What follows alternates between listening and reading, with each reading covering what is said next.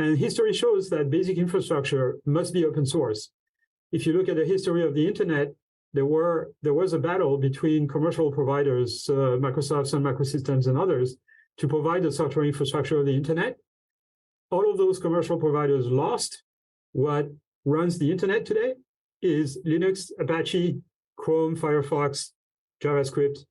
It's all open source. So my prediction is the same thing is going to happen in the context of AI.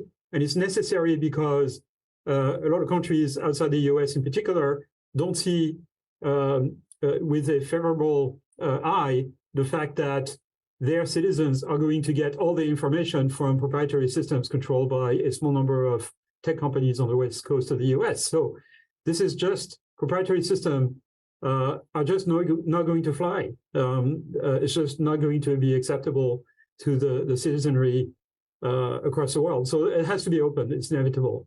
In fact, those systems need to be fine-tuned through what has been called RLHF, but there's various ways to fine-tune those systems. Because the collection of human knowledge is so large, it includes things like physics, like that many of you know. It's going to require contributions from millions of people in sort of a crowdsourcing fashion, because basically those systems being the repository of all human knowledge will be sort of like Wikipedia. Wikipedia cannot be built by a proprietary company. It has to gather the entire, the contribution of the entire world. And so it's going to be the same thing with AI-based systems. So open source AI is inevitable, in my opinion, and we're just sort of taking the first step.